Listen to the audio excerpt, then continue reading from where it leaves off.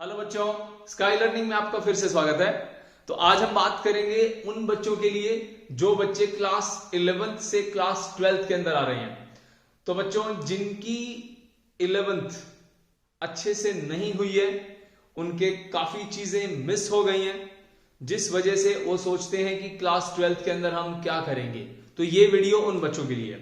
तो बच्चों आपको करना क्या है, जो बच्चे क्लास 11th के अंदर बेसिक कॉन्सेप्ट जिनके वीक रह गए हैं, उनके जो मेन कॉन्सेप्ट रहते हैं जो हमारे 12th में यूज होते हैं, वो कॉन्सेप्ट होते हैं हमारे ये तीन, जिनके बारे में हमें बात करनी है। Differentiation, integration, vectors. ये तीन चीजें ऐसी होती हैं जो बहुत ज्यादा यूज होती हैं।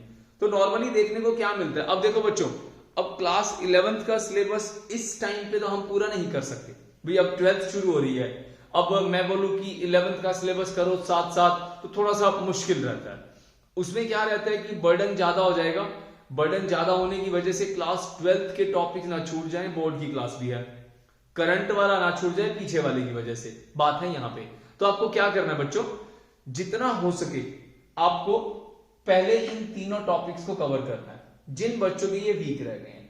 तो नॉर्मली देखने को क्या मिलता है, 12th में जाने के बाद भी काफी बच्चों का डिफरेंशिएशन, इंटीग्रेशन और वेक्टर्स, इनके ऊपर कमांड नहीं रहता। अगर इस पे कमांड नहीं रहेगा ना तो न्यूमेरिकल नहीं होंगे, तो क्वेश्चन सॉल्व नहीं होते, डेरिवेशन में दिक्कत आती है। ठीक है, आधे बच्चे तो कंपोनेंट में ही उलझ जाते हैं, ये कंपोनेंट कैसे बना दिए। ठीक है, तो उसके लिए वेक्टर्स अच्छे से आना चाहिए आपको। ये इनको बोलते हैं मैथमेटिकल टूल्स। ठीक है, ये टूल्स आपके स्ट्रॉन्ग होने चाहिए, इनको आप बढ़िया कर लो। उसके बाद क्या होगा, क्लास 12th के अंदर आ गए आप, क्लासेस चल रही हैं आपकी, तो एट दैट टाइम आप क्या करोगे, उसमें 11th के कॉन्सेप्ट आते हैं। जैसे मान लो सेंट्रीपिटल फोर्स का फॉर्मूला आ गया, ग्रेविटेशनल फोर्स का फॉर्मूला आ गया, मैं जस्ट एग्जांपल ले रहा हूं। तो आपको क्या करना है, उस चीज पे कंसंट्रेट ज्यादा करना है। जहां पे कोई भी चीज समझ में नहीं आती है, अपने कंसर्न टीचर से तुरंत पूछ लो। उसमें क्या है, आप अगर हेजिटेट रहोगे तो आपको प्रॉब्लम रहेगी। हेजिटेशन, जैसे मान लो आपके पहले ही दिन, मान लो पहला टॉपिक ले लेते हैं, एग्जाम्पल ले लेता हूं मैं। जैसे मान लो पहला टॉपिक है हमारा, इसके अंदर कूलम्स लॉ, K(Q1Q2/r²), ये मान लो पहला टॉपिक ले लिया। ठीक है, अब इस टॉपिक के अंदर बात हो रही है कोई भी मान लो एक एटम जिसके अंदर एक इलेक्ट्रॉन प्रोटॉन के सराउंडिंग में घूम रहा है। अब यहां पे सेंट्रीपिटल फोर्स भी एक्सर्ट होगा। जस्ट एग्जांपल ले रहा हूं, पढ़ा नहीं रहा। Centripetal force is equals to यहां पे इलेक्ट्रोस्टैटिक फोर्स। तो यहां पे ये जो सेंट्रीपिटल फोर्स है, ये क्लास 11th का कॉन्सेप्ट है। तो इसका फॉर्मूला क्या होता है, इसका फॉर्मूला होता है mv²/r। तो क्लास 11th यूज होगी।